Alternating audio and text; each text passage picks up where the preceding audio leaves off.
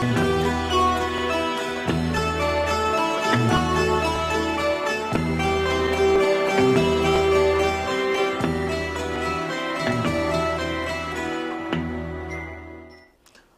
morning everyone. So, we are discussing about the filtration of charged colloid particles in presence of external electric field.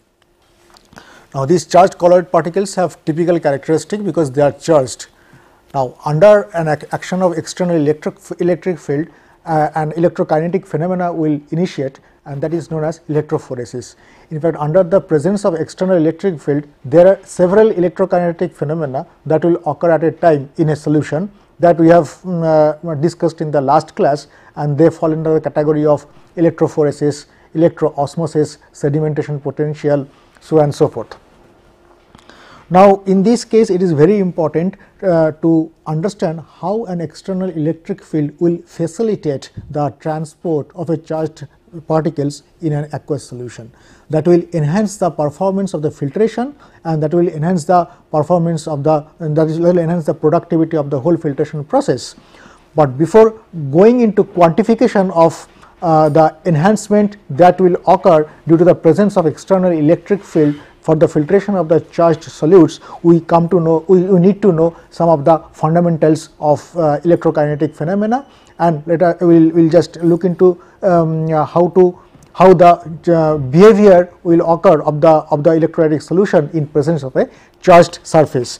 So, we have already seen and we will reiterate again in this class that when you place a charged solute in an electrolytic solutions, there will be a new distribution of the charges that will occur inside the solution, and that distribution will be, the counter ions will be very close to the charged surface, and the concentration of the coions will be very small. So, there will be increase in counter ion concentration close to the surface, so that will give rise to the concept of zeta potential. And if you remember what is zeta potential, it is basically an envelope of a solid particles that move under an external electric field in an electrolytic solution where the viscosity will be infinite. That means it moves an envelope, it moves in an electrolytic solution under the presence of external electric field, okay, and that envelope will be always attaching to it, okay, and that envelope will be mainly constituted by the counter ions. So, the actual potential of the charged particles will never be measured. One can measure the potential of the charged particles on the outer surface of the envelope, and that potential is known as the zeta potential, and that can be measured by a zeta sizer or zeta meter. So, what zeta meter will do, zeta meter exactly will measure the potential on the outer surface of the charged particle, not on the actual particle outer surface. Okay. So, in order to quantify all these phenomena, we have to find out how the concentration profile will look like when you place a charged surface in an electrolytic solution. Okay. So, let us look into the concentration profile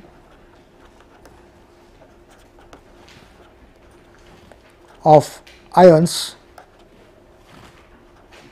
in electrolytic solution in presence of a charged surface.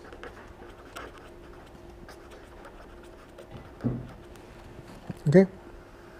Suppose we place a positively charged surface in an electrolytic solution. As we have discussed that if you place a positively charged surface in an electrolytic solution, the counter ions will be accumulating over near the surface, and the coions will not. Okay. So, there will be build up of concentration of the counter ions close to the surface, and that will keep on decreasing and going into the bulk. Similarly, on the other hand, the coion concentration will be pretty less, will be very less, and it will be depleted near the surface, and it will gradually increase, and at the bulk the electroneutrality will be maintained. So, this is the concentration profiles of counter ion.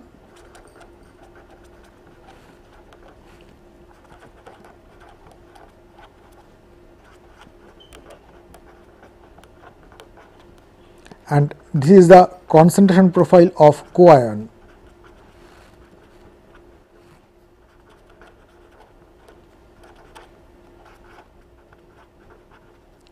and here you will be having the bulk of the solution, and the bulk of the solution, in the bulk always electroneutrality will be maintained. Okay. And this is the distance away from the charge surface, and at x tends to infinity, that means the bulk of the solution electroneutrality condition should be maintained always.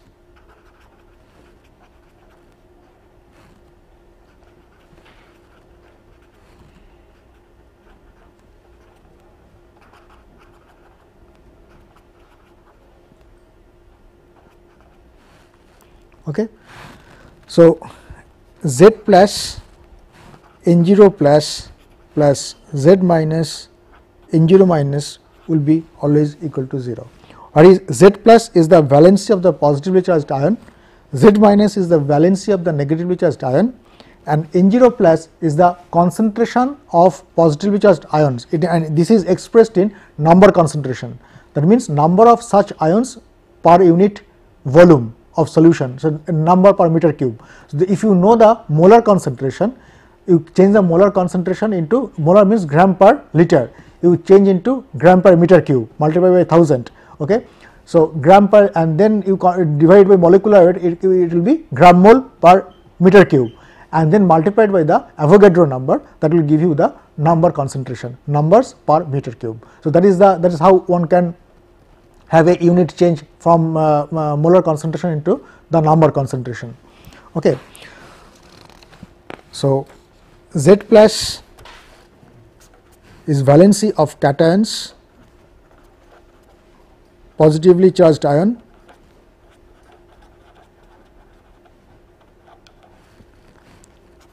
Z minus is valency of negatively charged ions, N0 plus is the number concentration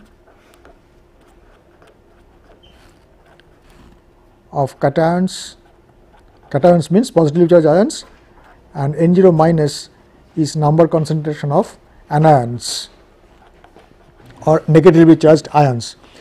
So, and all these are expressed number per meter cube. Okay.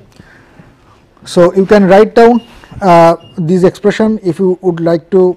So, it will becomes Z plus N0 plus minus Z minus N0 minus is equal to 0. Okay. Now, we define, so that is the form of electroneutrality condition at the bulk. The potential, now we define the potential energy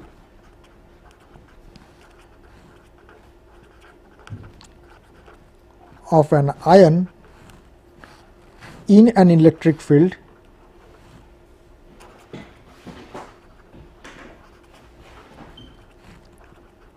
at a distance x from the surface. This potential energy is defined as phi of x is equal to Z E psi at x. So, this is the potential energy, this is the potential energy, and this is the potential at that particular point.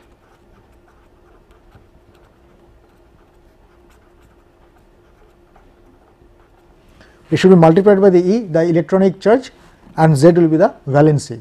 So, if you remember, the energy, potential energy will be nothing but the charge multiplied by the potential at a particular point.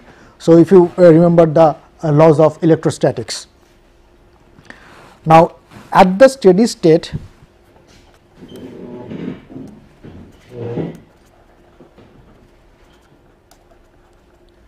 we say net ion flux will be is equal to 0, is equal to 0, and net ion flux we denote it by J, okay, and flux is number per meter square per unit time. So, that is the net ion flux, and this ion flux will be constituted by two components. So, there are two components of this flux.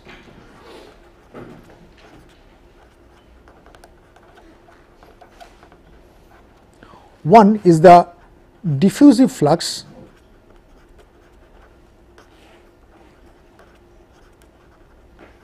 okay. What is the diffusive flux? Diffusive flux is basically that will arise because of the concentration gradient of the ions between two locations. Okay. So, the ions will move from location 1 to location 2 because of the presence of concentration gradient, and that will be occurring because of the presence of diffusive flux. So, this is due to concentration gradient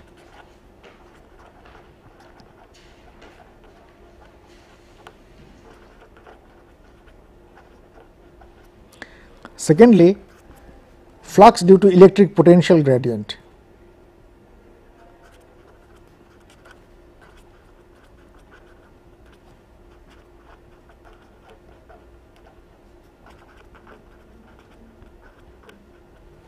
Okay. Since there is a electric potential present, and this potential will be different between the two locations, that gradient will drive the ions from location 1 to location 2.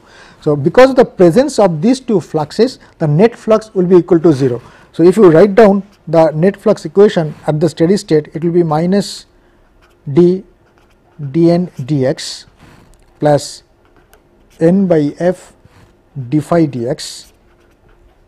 Okay. So, this is the concentration gradient Fick's law,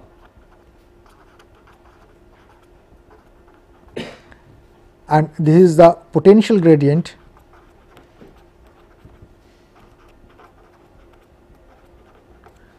and F is the friction factor.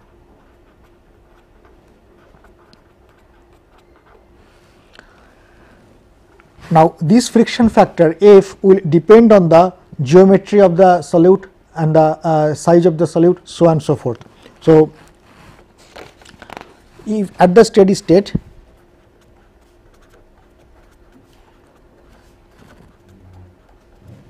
J should be equal to 0, and you will be having minus dn by n is equal to d phi divided by f d, and f is given as kb t divided by d, and this is known as Stokes-Einstein equation.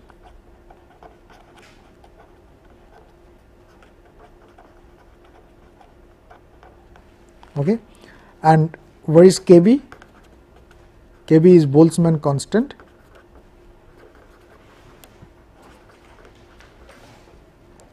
T is temperature in Kelvin. D is solute diffusivity.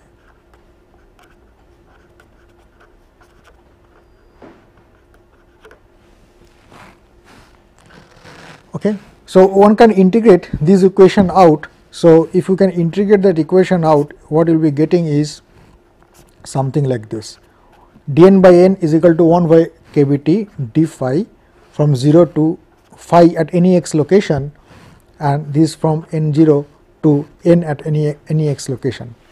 Now, the implication of the boundary condition is very important.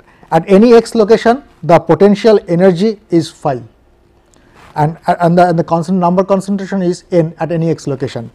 On the other hand, the potential energy will be 0 at the bulk of the solution. Okay, that means bulk phase do not realize or experience the presence of a charged surface in the electrolytic solution. So, the potential energy of the bulk phase will be equal to 0, and what is the concentration of the solute there? It will be the bulk concentration. Suppose you are using 0.01 molar NaCl solution, so the number concentration will be corresponding to the 0.01 molar. Okay, then you have to convert the number molar concentration into number concentration the way we have discussed earlier. Okay. So, if you do this, then you will be getting a distribution of number concentration of the ions in the electrolytic solution as n0 exponential minus phi x divided by kbt. Okay. Now, this distribution is known as Boltzmann distribution.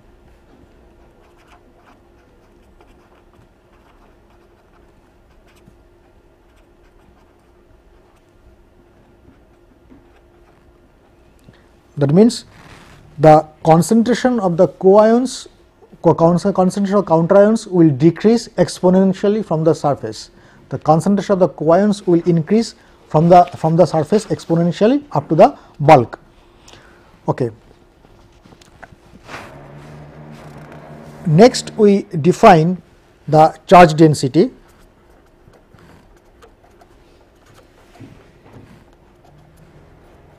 This is given as rho. Now, concentration, let us write down the concentration of ith type of ion is given by the Boltzmann distribution. Ni is equal to Ni naught exponential minus phi divided by kBt. And what is phi? It is nothing but Ze psi. And what is psi? Psi is the potential at the location x. So, Ni is given as Ni naught exponential minus Zi E psi over kBt. Okay. So, if we are talking about the chloride ion concentration, then Zi will be minus. If you are talking about the sodium, then Zi will be plus 1. Okay. So, and psi is the potential at any location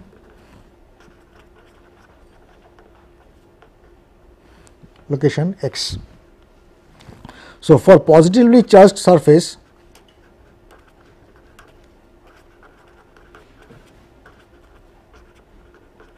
suppose you insert a positively charged surface in an electrolytic solution, the number concentration of counter ions will be Ni naught exponential Zi E psi over kBt, right, because Zi will be positive, negative there, so negative it will be positive, and number concentration of counter ions will be Ni naught exponential minus Zi E psi over kBt. Now, actually, if you know the distribution of the potential at as a function of the location x, the x is from the distance from the charged surface, you will be able to know what is the exactly concentration profile as a function of location. So, our next aim is to find out how psi varies with x, but before that we have to find out what is the definition of charge density, because that will be, you will be requiring that definition time and again. Now, let us consider a symmetric electrolyte.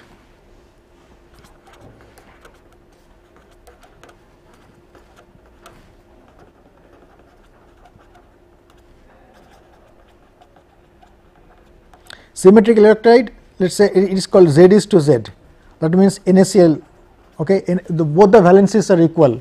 Okay. So, that means Z plus mod of Z minus will be equal to Z. Okay. So, it is sodium chloride. For example, if it is a calcium chloride, it is 2:1 electrolyte.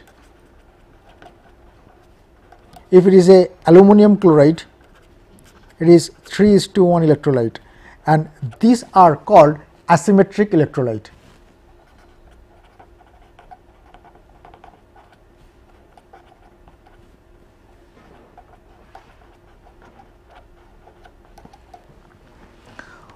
Okay. So, concentration profiles of, so for a Z is to Z electrolyte, you have the concentration profile of counter ions and coions.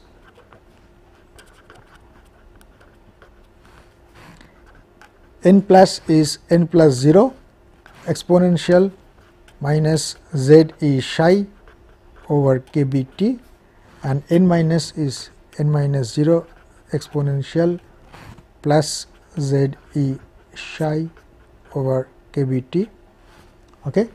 And net charge density is defined as rho. So, it is number of charges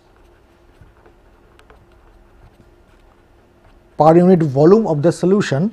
It is defined as rho is nothing but summation of Zi E Ni, okay. I is equal to 1 to 2 or whatever, 1 to 3 or whatever, Okay.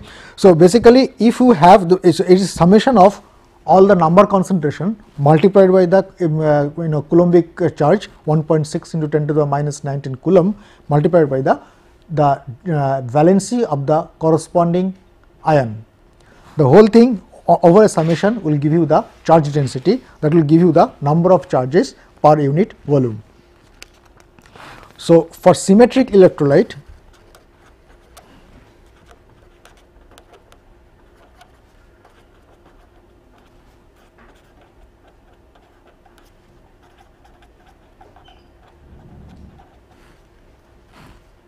rho is summation of Zi E Ni naught exponential minus Zi E psi over kBt, where this psi will be a function of distance, okay, at every location. So and this we know this Ni is nothing but given, it will be given by the Boltzmann distribution. This is nothing but the Boltzmann distribution.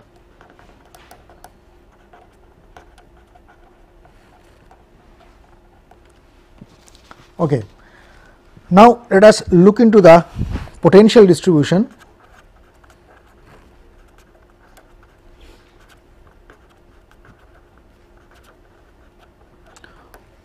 How psi is varying as a function of x. Why this potential distribution is important? You require to find, unless and until you know what is the variation of psi as a function of x, you will be unable to find out how the concentration, number concentration varies as a function of x, how the charge density varies as a function of x in the solution.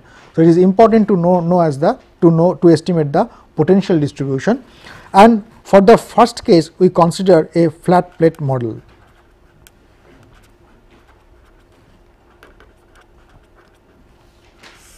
What is this flat plate model? We assume that a charged flat plate is immersed in an electrolytic solution with its surface potential psi naught. Okay. Assume a charged flat plate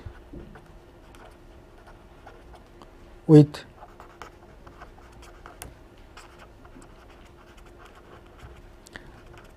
surface potential psi naught is immersed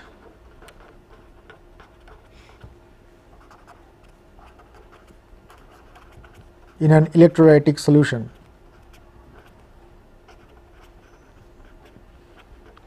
Okay.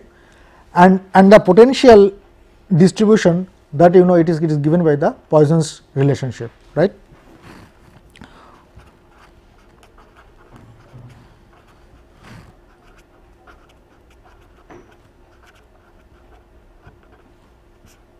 Is given by the Poisson's equation.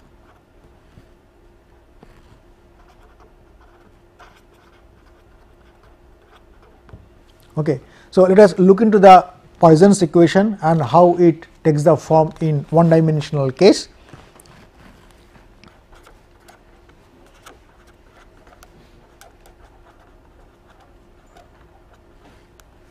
Is given by rho is nothing but divergence of minus epsilon of gradient of psi.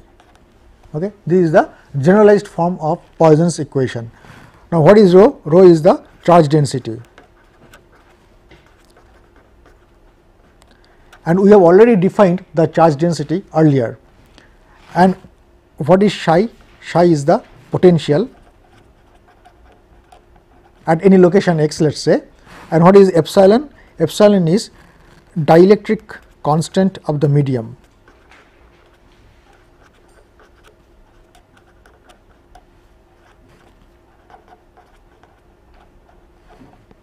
And what is dielectric constant? Dielectric constant is given as epsilon 0 times d. This is the epsilon 0 is permittivity in vacuum, and d is the dielectric constant of the medium. I think these known as permittivity, right. epsilon is permittivity. So, it has two components, dielectric constant of the medium multiplied by the permittivity in vacuum. Okay. So, dielectric constant of medium, and for water what is the value of dielectric constant? It is 80, that is correct, and permittivity of vacuum is 1 by 9 into 10 to the power 9, something like that. Okay. So, we will look into that. So, for constant value of dielectric constant,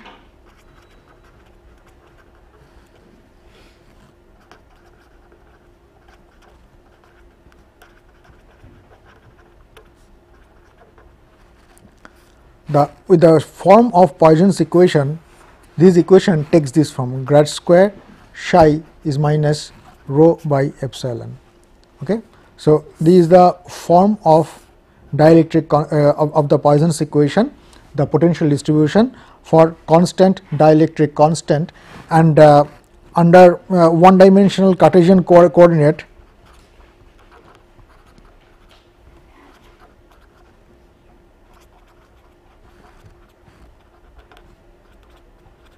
this will be nothing but d square psi dx square will be equal to minus rho over epsilon, right.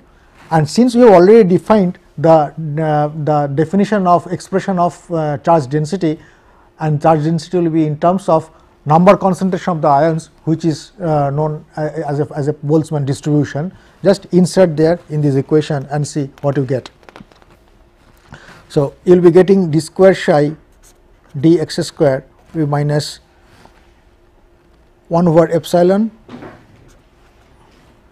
summation z I n I naught. I think there will be an E here, z E psi n I naught exponential minus z I E psi over k b t. Okay. This equation is known as the and this summation is over 1 to 2 if there are two ionic species are present. For example, NaCl there will be two terms only in this summation. In one case Zi will be plus 1, in another case Zi will be minus 1. Okay. Now, this is a Poisson's equation, and here you have inserted the Boltzmann equation. So, this equation is known as Poisson-Boltzmann equation.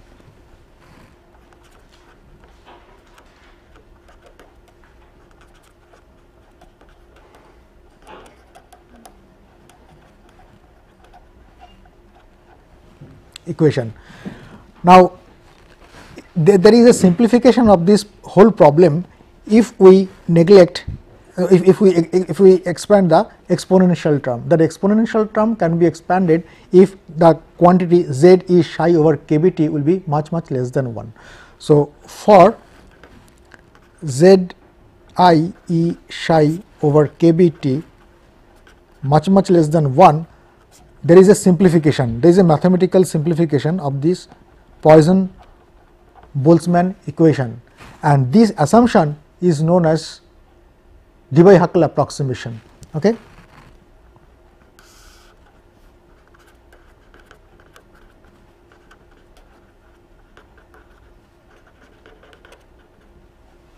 And typically this approximation is valid if you have a surface potential around 25 millivolts or less, valid for surface potential is less than 25 millivolt. That means it has a fairly good applicability even if you have a surface potential around 40 millivolts, still you can use the Debye-Huckel approximation. Now, under this approximation, and if you open up this summation series, if you open up the exponential term, you will be getting 1 minus z e psi exponential e to the minus z e psi by k b t will be approximated as 1 minus z e psi by k b t, and you neglect the higher order terms. Okay. So, you will be getting d square psi dx square is equal to minus 1 by epsilon summation z I e n I naught minus summation z I square e square n I naught psi over k b t. Okay. Now,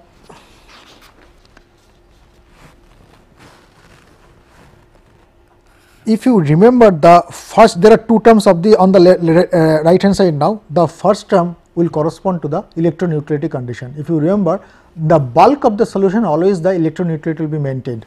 So, summation of Zi E Ni naught will be equal to 0 because to satisfy the electroneutrality condition. So, this term will vanish because of electroneutrality condition.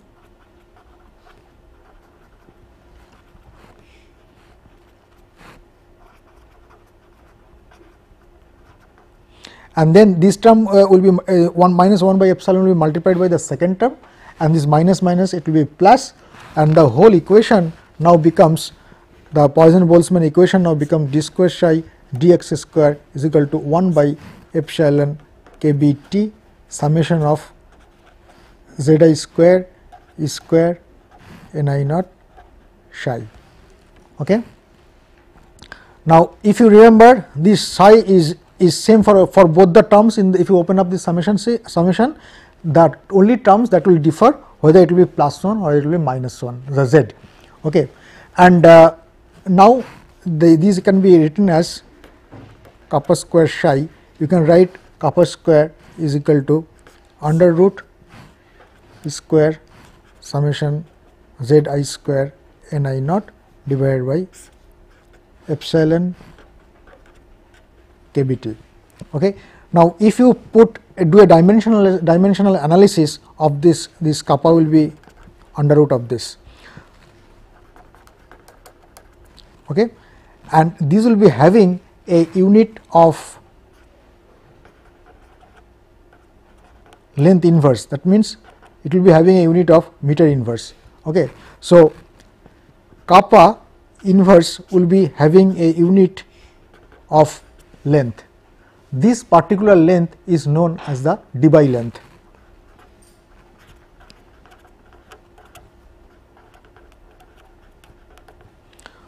So, on which factors the Debye length will depend? Debye length will depend what is the it is entirely a characteristic of electrolytic solution, electrolyte concentration, nature of the electrolyte and the solution environment. So, this will be a function of concentration of electrolyte,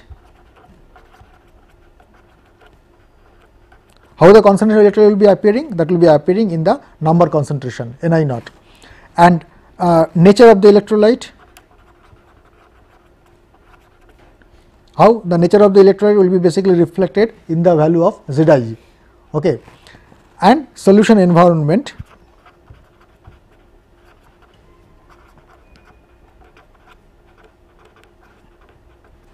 that means epsilon, and of course, the temperature.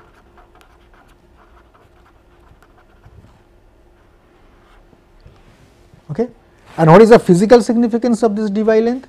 This physical significance is that it gives an idea what is the region. Suppose you put a charged surface in an electrolytic solution, and there will be a concentration profile, okay, of the counter ions, and these will be the co-ions, and this becomes this is the bulk of the solution. So, this distribution of the charges, as we have discussed in the last class, this is known as the electric double layer or EDL. So, this thickness is nothing but EDL. Okay. And the thickness of the electric double layer will be dictated by the value of the Debye length. That means, if you have a very small Debye length, then we can call it say thin double layer, and if it is a high Debye length, we can call it say thick double layer, or it is known as the diffused double layer. So, double layer thickness will be dictated by the Debye length, and it gives an idea what will be the region, the region of influence of the charged surface in the electrolytic solution. That means, beyond the value of the Debye length from the charged surface, the influence of the charged surface on the electrolyte solution will be negligibly small. Okay, that is the physical interpretation of Debye length. Now, what we can do? The governing equation of Poisson-Boltzmann equation is nothing but it is boils down to kappa square psi, and you can integrate this equation with the boundary condition at x tends to infinity, psi is equal to 0. That means, at the x tends to infinity means at the bulk of the solution there is no influence of the charged surface, that means potential will be exactly equal to 0. Okay. And at x is equal to 0, the surface potential is known to us, it is psi 0. Okay. Now, if you integrate it out, the solution that you get after integration is, it will give you the potential distribution as a function of x psi 0 exponential minus kappa x.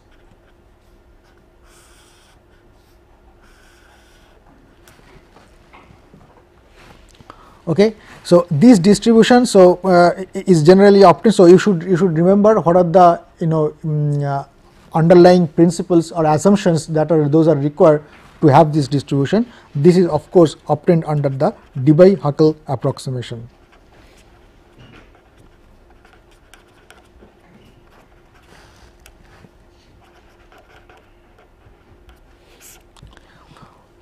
Under Debye-Huckel approximation, you can say the potential will be decreasing, will be declining exponentially from the surface towards the bulk. Now, of course, Debye-Huckel approximation is valid if your psi naught will be less than 25 millivolt. If your surface will be having a high zeta potential or a high surface potential beyond, let us say 50 millivolt or 60 millivolt or 80 millivolt, you cannot use this analysis. So, there is a shortcoming of this analysis. If you have a surface potential in the order of 25 millivolt, even it works better if you go up to a potential up to around say 40-50 millivolt. But beyond that, if you have a high surface potential, you cannot use this equation as a potential distribution, because the validity is not it is not valid under those situations. Okay. So, one has to get a more valid situation if we have a high surface potential. Okay. Now, let us look into a more generalized solution. More generalized solution of potential distribution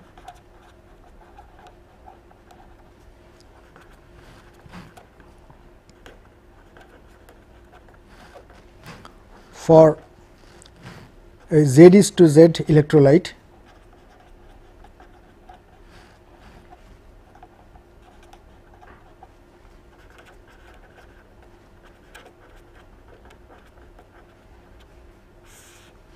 in flat plate geometry. Okay. So, we write down the Poisson-Boltzmann equation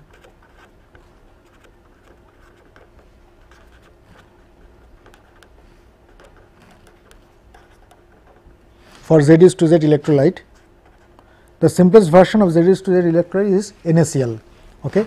So, this becomes d square psi dx square minus 1 over epsilon summation Z I n I naught exponential minus Z I e psi over k b t. Now, I have to solve this equation. In order to solve this equation, you multiply both sides by 2 psi d psi dx, 2 d psi dx, right, and then integrate.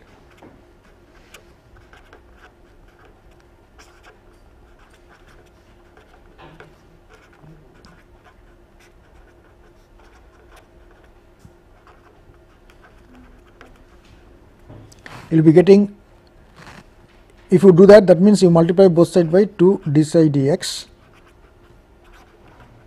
d square psi dx square minus 1 by epsilon, this whole term 2 d psi dx, and then you integrate it out. The integration result will be d psi dx whole square will be given as, that is the left hand side, and the right hand side it will be 2 by epsilon summation of n I naught Z I epsilon 0 to psi exponential Z I e psi with minus k b t d psi. Okay. So, this will be simplified to d psi dx whole square will be 2 k b t divided by epsilon summation of ni naught exponential minus zi e psi over k b t minus 1. Okay. So, for symmetric electrolyte,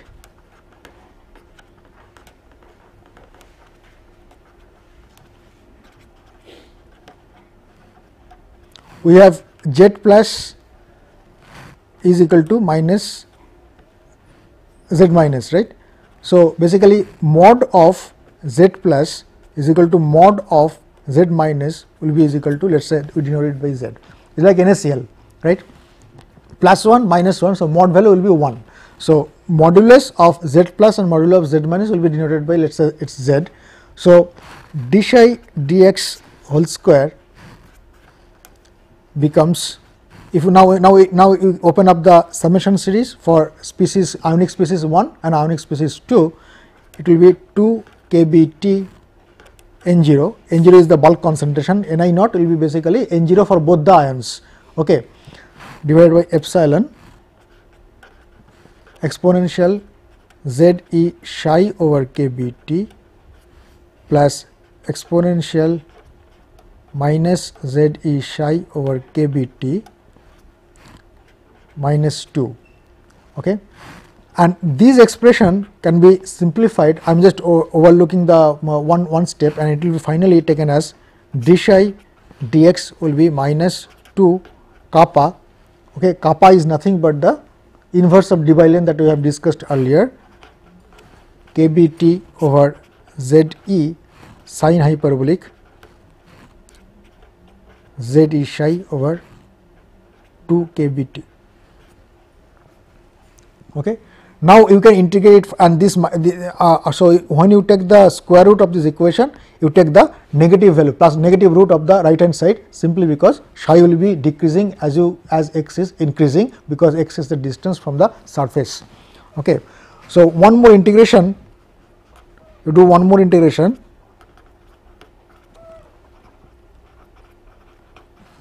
and that will be giving you the distribution as a function of x, and this becomes tan h z psi bar by 4 is equal to tan h z psi 0 bar by 4 exponential minus kappa x. And what is psi bar? Psi bar is nothing but the non-dimensional psi, that is E psi over kBt.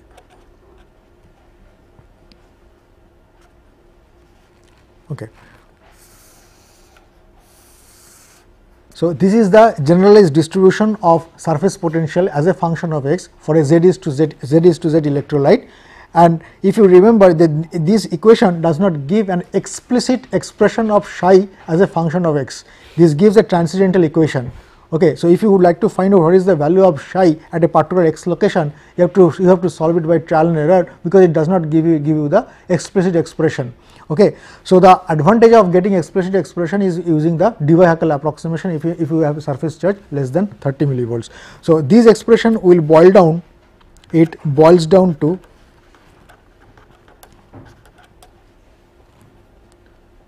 the earlier expression psi is equal to psi naught exponential minus kappa x if your psi 0 is less than 25 millivolt. Okay. So, in rare cases in our applications we will be utilizing this expression. In most of the cases we will be using the simplified version using the Debye-Huckel approximation, and also we have done this analysis. It is basically this is not relevant to our case. Our case is we will be having a charged protein solution or charged micelle solution, which will be moving along the electrolytic solution, and you are filtering it by using ultrafiltration or something. Why we have done this analysis? Because in order to find the solution environment, the charge environment, what is the value of surface potential around the charged sphere, it is easier to solve the rectangular coordinate. Okay. That is why, to give a demonstration of how the potential distribution will be occurring, even if you insert a charged surface flat plate in an electrolytic solution, we have done this analysis. Next, we will be doing the actual analysis, what is the charge distribution or the potential distribution around a sphere, because that will be of primary interest to us, because we are talking about the spherical colloidal charged colloidal particles, for example, the protein solutions, micellar solutions, like that. Okay. So, we look into next the double layer charge, double layer analysis.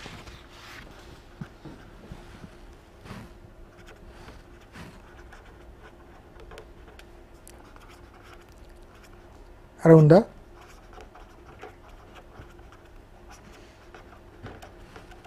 charge sphere.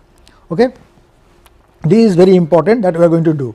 Now, why this is important, let me clarify it once again, because we are talking about the filtration of a protein particle or a colloidal particle which is charged by using ultrafiltration and by applying an external electric field. So, this is known as the electro ultrafiltration or electric field enhanced ultrafiltration or electric field assisted ultrafiltration. Now, in presence of electric field, what you can do, basically the problem that will arise is the decline of permeate flux. That means, during the filtration all the charged colloids will be depositing over the membrane surface. Okay. By doing that, it will increase the resistance against the solvent flux, so productivity will decrease. We do not want to do that, we would like to increase the productivity. So, what we should do, we apply an external electric field, such that its polarity will be opposite compared to the polarity of the charged sphere or the charged colloids. How will you know what is the polarity of the charged colloids? If you know the point of no charge, that is known as the isoelectric pH. If you know the isoelectric point of all the various proteins or colloids, by simply you can change the solution pH. Okay. If you set a solution pH, suppose we are talking about a protein molecule, let us say bovine serum albumin, which is having an isoelectric pH around 4.7. Okay. All the proteins or most of the proteins, their isoelectric points are known. Okay. Now, if you know the isoelectric point, you can set your operating pH, because you can use some drops of hydrochloric acid to bring down the pH, or if you can add some drops of alkali solution and can increase the pH of the solution. Now, if you set your operating pH lower than the isoelectric point, the protein will be positively charged. If you set your isoelectric point, if you set your operating pH above the isoelectric point, the protein will be negatively charged, or the charged colloids will be negatively charged. So, therefore, you can have your colloid particles charged as per your wish by changing the operating pH. Okay. So, once you know the operating pH, you will be able to know what is the charge residing of the colloidal particle, whether it is positively charged or whether it is negatively charged. If it is positively charged, then you can set an external electric field which will be having in the, let us say, it will be depositing on the bottom plate and the top plate will be, let us say, negatively charged. Okay. Then what will happen? The proteins will be attracted by the electrostatic attraction and it will move through the electrolytic solution under the effect of external electric field. So, basically it will be a complicated phenomena and the electrophoresis comes into play, and we are going to quantify that. Okay.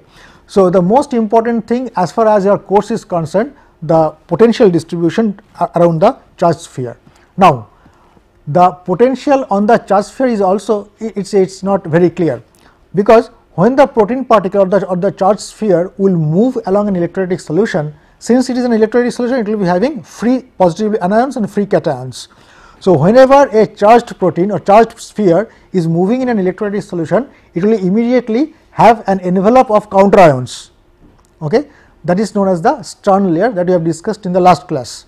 So, when a sphere will move in an electrolytic solution, it will be having a Stern layer associated with it. So, therefore, the measurement of the surface potential will not be exactly the potential on the particle, but it will be the potential on the outside surface of the Stern layer. That means, this is a solid particle which will be having, let us say, positively charged. Let us say this positive charge it amounts to be 25 E. Okay, this positive charge is around 25 E. Now, when it moves in an electrolytic solution, in the last class that we have defined that it will carry a layer of oppositely charged ions along with it.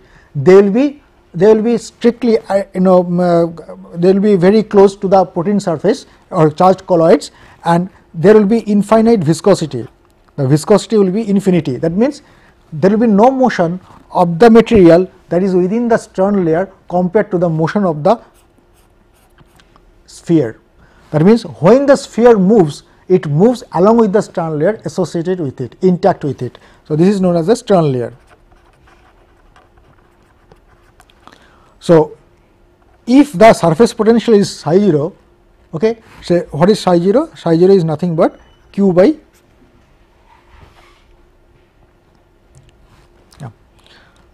4 pi epsilon times A. A is the radius of the particle, and 4 pi epsilon times. Okay. So, if you know the surface charge, let us say it is 25 E. Okay. So, you can know the surface potential from the electrostatics. Now, when a layer of counter ion will be associated with it, what will be the potential outside the surface? Some of the counter ions will neutralize the charge residing on the surface. So, therefore, this potential will be psi 1, and psi 1 will be definitely less than psi naught. Now, if you use a zeta meter to calculate the potential on this charged sphere, it will never calculate its true potential. It will calculate the potential on the, it will measure the potential on the outer surface, what is known as the zeta potential, that we have discussed in elaborately in the last class. So, therefore, this system will be very important as far as our application is concerned. Okay. So, if you write down, so if you want to have a distribution of potential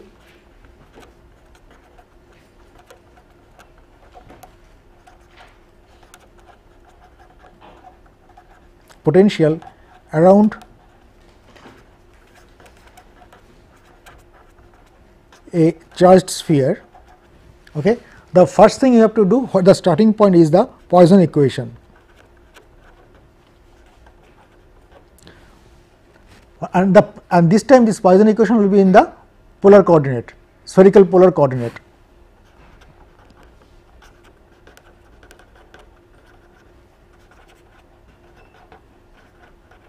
And since we are assuming it is one dimensional, so it is we will be using the operator corresponding to the spherical polar coordinate only in r direction, not in theta and phi direction. So, and then we use the Boltzmann distribution to formulate the Poisson-Boltzmann equation. Now, the Poisson-Boltzmann equation in the spherical coordinate, that will become too clumsy. So, use the Debye-Huckel approximation, that means surface potential is less than 25 millivolt. Then you apply the Debye-Huckel approximation,